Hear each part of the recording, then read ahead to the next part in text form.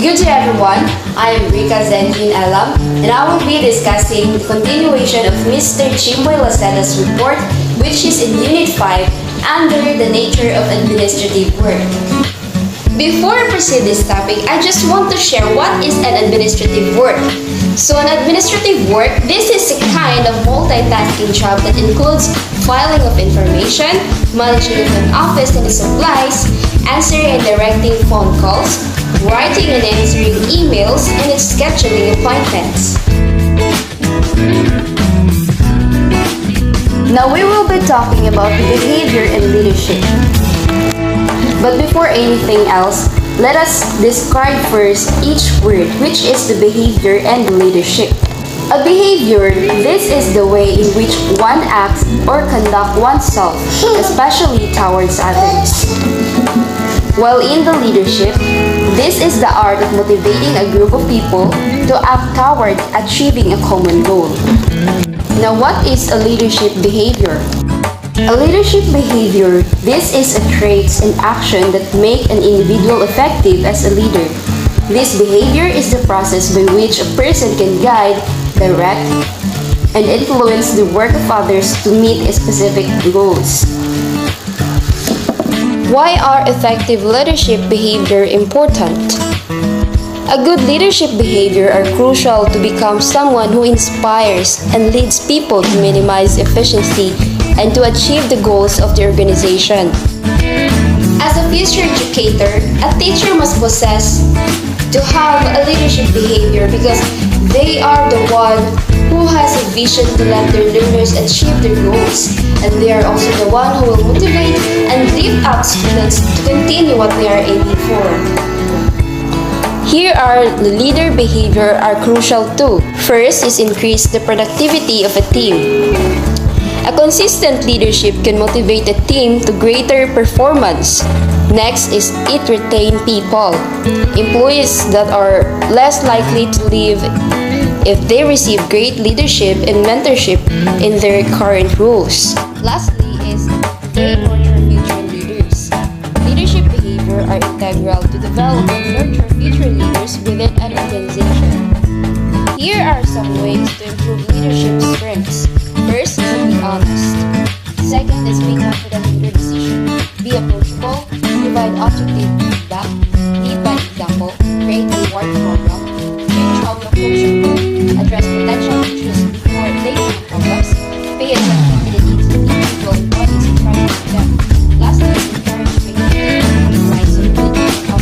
Here are 4 types of leadership behaviors from the House and Child 1974. First is being directive. The leaders inform his or her followers on what is expected of them, such as telling them what to do, how to perform on tests, and scheduling and coordinating work. Second is being supportive. The leaders makes work pleasant for the workers. This is by showing concerns for them and by being friendly and approachable. Third is being participative. The leaders consult with his or her followers before making a decision on how to proceed. It is most effective when subordinates are highly trained and involved in the work. And last is the achievement. The leader sets challenging goals for his or her followers. Expect to perform at their highest level and show confidence in their ability. To meet this vision, it is most effective in professional work environment.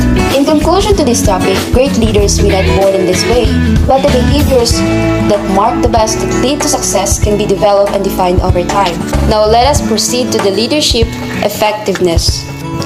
Speaking about leadership effectiveness, an effective leader should have aptitudes in all of these areas. Leaders need to have heightened emotional intelligence to be effective in motivating others, and crucial to have effective teams and engaged employees. But when people talk about leadership effectiveness, they typically are referring to their ability to inspire the team.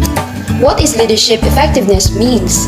So it is a successful exercise of personal influence by one or more people that results in accomplishing shared objectives in a way that is personally satisfying to those who are involved. The effective leadership is also a balance of traits and skills and leader styles or behaviors, all combined in a way that right for a particular situation. Effective leaders have specific attributes. It shows specific behaviors or styles of leadership. The effective leaders create a situation that is best for the organization through the use of skills and processes. Now let us move on to Fiedler's contingency model of leadership. Now what is Fiedler's contingency theory? Contingency theory, also known as Fiedler's contingency model or Fiedler's theory of leadership, it states that there is not one best style of leadership. Rather, the most effective leadership style for any given situation is one that aligns with the situation at hand. This theory was developed in the 1960s by Austrian psychologist who is Professor Fred Fiedler. He studied leaders' personalities and characteristics, and it came to the conclusion that leadership style, since it is formed through one's life experiences, is incredibly difficult, if not impossible, to change.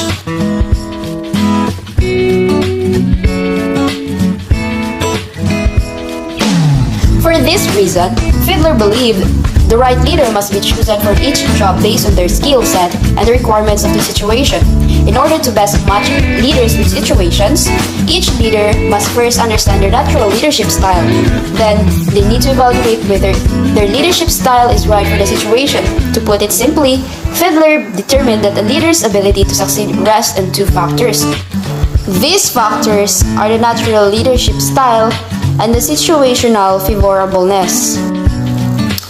What are the elements of Fiedler's contingency model? As you have probably realized, Fiedler's contingency theory is pretty simple. All it requires is a comparison of one's leadership style with the demands of the situation. Now let's take a closer look at how the model breaks down these factors. First is the leadership style. To help you determine your leadership style, Fiedler developed the Least Preferred Coworker or the LPC scale. The scale asks you to describe the coworker you least prefer to work with. The more positively you rate your least preferred coworker in a variety of different criteria, the more relationship-oriented you are. While the less favorably you rate them on the same criteria, the more task-oriented you are. The rationale behind these two leadership styles is pretty straightforward. First is, rating your least preferred coworker favorably means that you see the best in people, even those who you wouldn't necessarily choose to work with. And rating your least preferred coworker unfavorably suggests that you struggle to see their contributions, since you value efficiency and effectiveness over other attributes. In conclusion to leadership style, there isn't one right way to lead. While task orientation may be preferable to the organization at large, teammates themselves tend to prefer relationship orientation. In fact, 79% of people who quit their job cite lack of appreciation as a primary reason for leaving. Next is the situational favorableness. In Fiedler's model, it requires you to assess the situation at hand. Situational contingency theory, also known as situational leadership, it states that every situation that requires leadership is different and requires a specific type of leader. The favorability of a situation depends on how much influence and power you have as a leader. Situational favorableness is determined by three variables. First is leader-member relationship. First is leader-member relations. These are all about trust. Does your team trust you as a leader? If that's so, the more they do, the higher your degree of leader-member relations and the more favorable the situation is. Next is task structure. It refers to the clarity of the tasks required to complete a project. Higher task structure results in a more favorable situation. The more clear-cut and precise tasks are, the higher the situation's task structure, whereas the vaguer they are, the lower the situation's task structure. Finally is the position power. It refers to the authority you have over your teams as the leader. If you can reward them, punish them, or tell them what to do, your position power is high. As you can imagine, higher position power makes the situation more favorable. In Fiedler's contingency theory, you must put your team's success first. This leadership serves as a great reminder that leadership isn't uniform. If your team isn't performing as well as it should be, it might not mean that you aren't a good leader. Rather, your natural leadership style might not be what's best for your team's needs at the moment. Regardless of a leader's style and favorableness of a situation, every team needs the right tools to communicate well and accomplish organizational leaders. When your team knows who's doing what by when, they're empowered to get their best work done and develop collaborative relationships. The best way to do this is with work management software. Work management software will help keep your team on track, saving you time and energy as you hone your leadership skills. In summary, Fiedler's contingency theory states that for a leader to be effective, their leadership styles must fit the situation. Using this model, you'll identify your own leadership style, assess the situation that requires leadership, and determine whether you're the right leader.